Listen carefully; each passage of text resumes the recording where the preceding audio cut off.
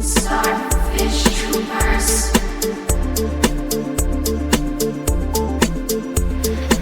Starfish troopers.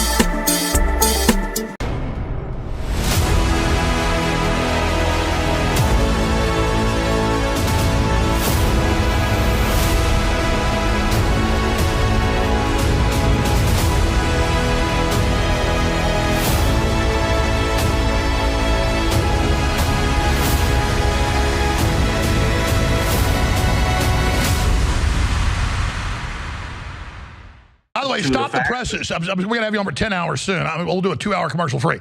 I didn't even know that yet, but that goes to figure. The government funded, they have to pay a license to have a TV in the UK. Almost no one watches it. It's literally run by pedophiles. It's come out. And they are getting taxpayer money for the American people. Wow, so Americans are paying a BBC tax as well. Holy Toledo. Everyone, look at the new map of Israel. This is the best two-state solution you can ever dream of. Now we can drop New Jersey and add Gaza to the 51 stars. Finally, open Gaza Plaza Hotel and down Gaza Strip Club and make Israel greater again.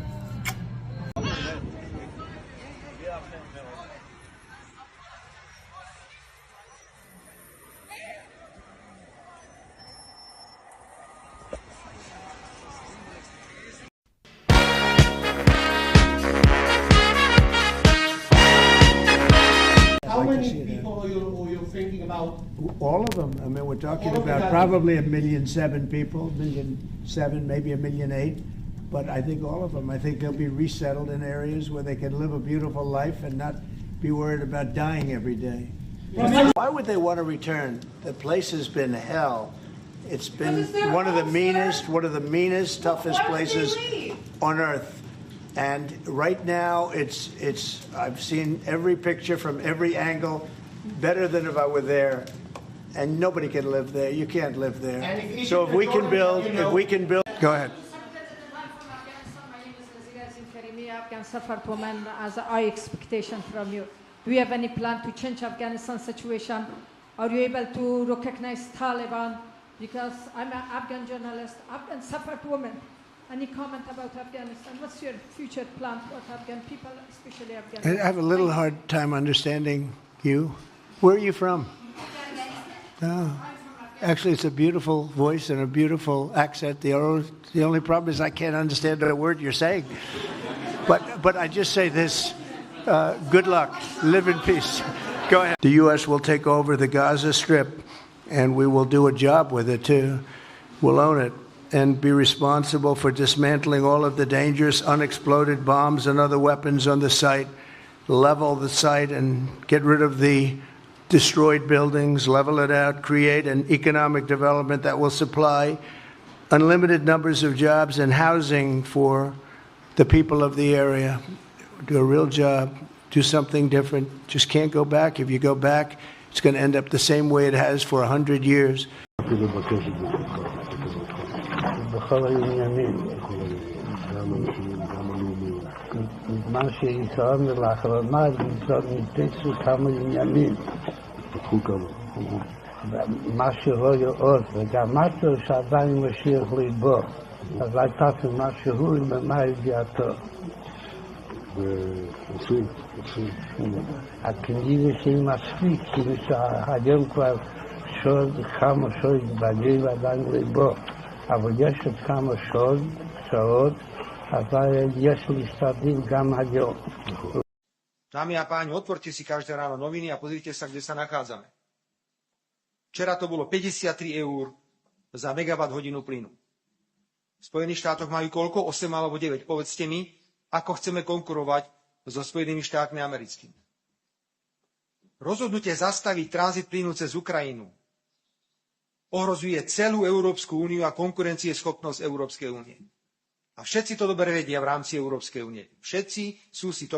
Дональд Трамп висловив зацікавлення щодо рідкоземельних металів, які є в Україні. Дійсно, у нас один із пунктів, важливий пункт, економічний пункт, який є в плані перемоги, це дійсно наші не тільки рідкоземельні, а в цілому інвестиції, безумовно, в корисні копалини України. У нас їх достатньо. І ви бачите, що Росія ще з 2014 року окупувала наші землі. Частково там були дійсно великі об'єми наших корисних копалин.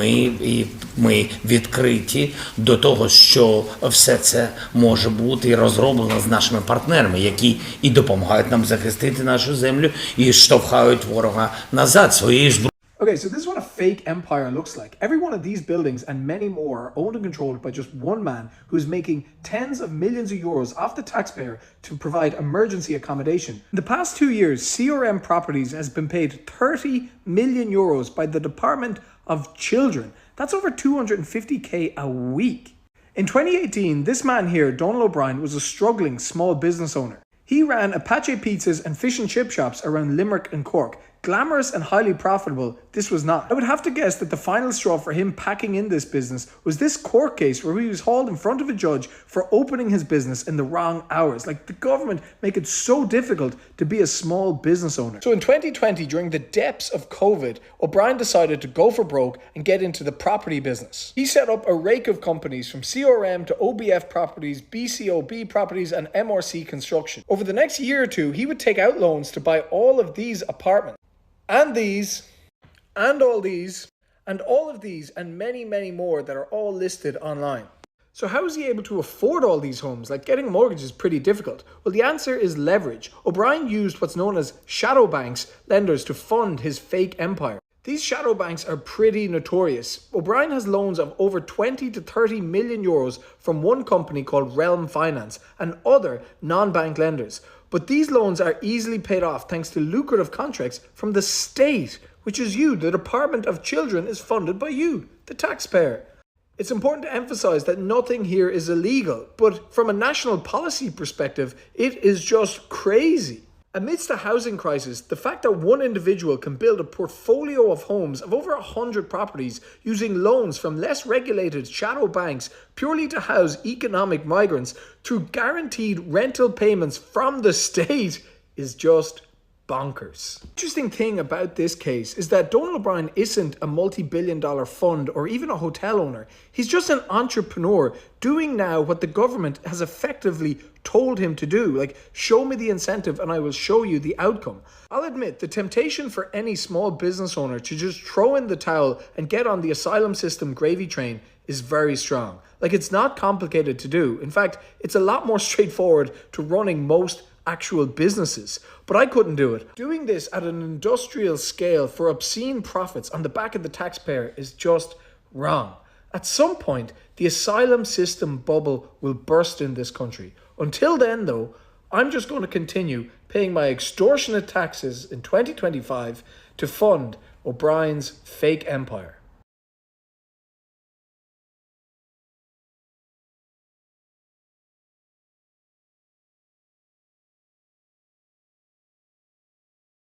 Exact alignment will happen in 2026 at Easter. What will happen? The star will, the alignment she told me about, that the star of Regulus would be on the horizon in front of the Sphinx. At that moment, there'd be a new knowledge. Well, I had no idea if this was even possible, but these astronomers run it through the machines and it comes out that that star is going to come up on the horizon in Easter of 2026. And from that point forward, they started remote viewing the state. Government did. And now you hear it all over TV. 2026, that's the big date. 2027, that year, something's going to happen. Armageddon, you hear it all over. You hear it on TV. If you study, like I've heard even. Well, I won't say names, but please do. Well, Lou Elizondo, right? Lou's mentioned that date. A lot of people have. Easter 2026. Well, the year 2026. I gave him the specific time. And it was with Robert Grant that I told him about this alignment and all. And then he's like, oh my God. He's been looking for this ruby.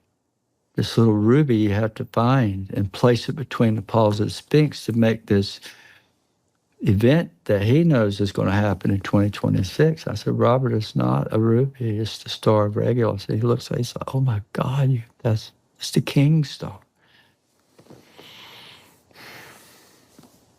So what's going to happen, I don't know. But I think it's possible that's the return of Christ. Yeah. Or the lady and the whole heavenly host living with us, Jesus. That's the first time I've ever said that in my life, publicly. You're the first. I just think they're a great all-American family, but when Chris went through, and I believe every word he tells me, and about this, and not only do I believe every word he tells me, he attracted the attention of a lot of people: DIA, NASA, CIA, other agencies. Everybody wanted to get close to him. Everybody wanted to know as much as information as they possibly can, because his experience it took in not only the classic abduction scenario, because he had missing time, right, where he had no idea what was going on, right, but he also met the entities themselves, and he also met the lady. Yeah, and not many people meet the lady. And I think, and the lady is an element in all of this that really hasn't been explored very much. I will tell you that in some circles it's taken very, very seriously, but it hasn't been explored. The Catholic Church looked at it, because a lot of the sightings, Medjugorje, Fatima, Lourdes, they were all the lady appeared. None of the children that saw any of this ever claimed it was the Virgin Mary. It was just the lady. It was just a lady who showed up. Right. Yeah. And I doubt the Virgin Mary had blonde hair and blue eyes. She was Semitic. So, and of course, the lady would lie, and the lady, would scare the living hell out of them, and, fire and brimstone sometimes lovely messages. A typical abduction scenario where these beings, come to people and they tell them stories. They have the line about the environment and things along those lines, but they're generally, there's a trickster element to it. For Bledsoe, who personally witnessed UFOs. So, Chris, the CIA studying you, NASA studying you, the History Channel studying you. Tell Jesse Waters Primetime the truth. You can summon alien orbs. Well, it's been happening for the last 15 years. Is there anything more kind of mystical or strange than meets the eye when it comes to the history of U.S. rocketry? Sure. Look at Launch Pad 33. I mean, everything is Masonic. Look at the Apollo missions. These are all the Zodiac signs, right? You have Apollo, and you have the Juno missions, and you have all these, Mercury missions, and there's a lot of occult history in NASA. As Lou mentions here, even the conventional American space program, NASA, the Saturn and Apollo programs, have far more esoteric roots than meet the eye. Some of the top American astronauts were Freemasons. Buzz Aldrin, Gordon Cooper, Don F. Eisel, Gus Grissom, James Irwin, and Edgar Mitchell were all Freemasons. Another famed astronaut of the highest 33rd Masonic rank was the famous John Glenn, who urged Harry Reid to investigate UFOs as part of OSAP. Buzz Aldrin even established a Masonic lodge on the moon called Tranquility Lodge 2000, chartered by the Grand Lodge of Texas, and brought a Freemasonic Scottish Rite flag to the moon to consecrate the whole thing. Do you think that somehow made the program more effective, or? Well, I mean, look, whether it did or not, I mean, if people have a belief in something, you know, there's that old saying, there's no such thing as an atheist in a foxhole. The idea or notion that the supernatural can assist you is no different than back the Romans carrying talismans into combat or conferring with the oracles of Delphi before a major battle, a significant event, right? And what about the start of the American space program? Jack Parsons, the godfather of American rocketry and founder of Jet Propulsion Laboratories, would often recite occultist Aleister Crowley's version of the Hymn to Pan before every rocket test. 3, 2, 1. Where loud waves are built. He also claimed to have encountered a blonde-haired alien following a ritual in the Mojave Desert in 1948. Hi there. Are you interested in the White House? So Jack Parsons was in the OTO, you know, this crazy cult. OTO. Yeah, this was with Aleister Crowley and all that. And they would do past life regressions. Jack Parsons, if you go all the way to the past, in terms of what his life was. Blood, it's called sex magic. It was some of the occult aspects of OTO. Yeah. The sex magic rituals. Yeah, they did that. But his past life regression was Simon the Sorcerer. And you know Simon the Sorcerer was? So Simon the Sorcerer, how the word simony came into existence is he was using sort of black magic to levitate. And then he saw, I think it was like Peter and Paul, they were levitating because of God. And he was like, wasn't the disciples? The disciples. And he was like, okay, like you guys are somehow levitating higher than me. I'd love to pay for that power. So that's where the word simony comes from. And so he could fly using this sort of black magic sort of thing. Jack Parsons was sort of a known occultist who would do all sorts of weird sex magic rituals, and also was very interested in kind of levitation. When they did a past life regression on him, apparently that was what they... Wow. Yeah. And just listen to what religious studies professor Diana Pasulka had to say in our interview about just how religious and interested in Latin and Greek rituals people in the space program are. Yes, they were doing some extraordinary types of rituals, and they definitely believed that they were in touch with these beings.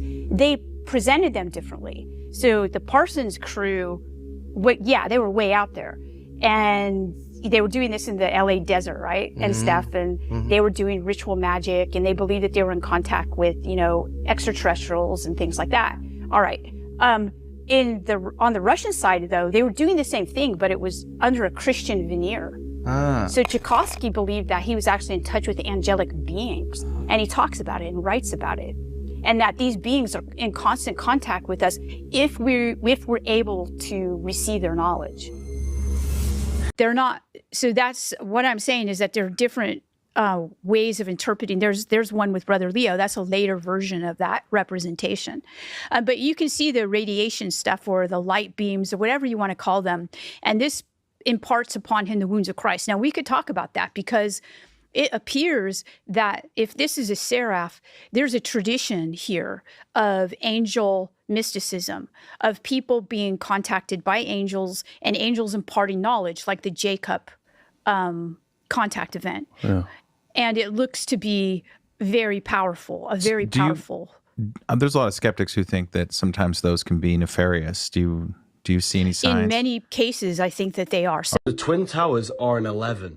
Flight 11 was hijacked. New York is the 11th state. There were 11 crew members on the flight. 9/11 adds up to an 11. New York in gematria adds up to 111. Freemasonic pillars are an 11. With the black and white checkered board, black and white add up to 11. 11, 11. Black is matter, white is spirit. Was this just a Masonic ritual? I'm not making any claims, but I'm just pointing things out.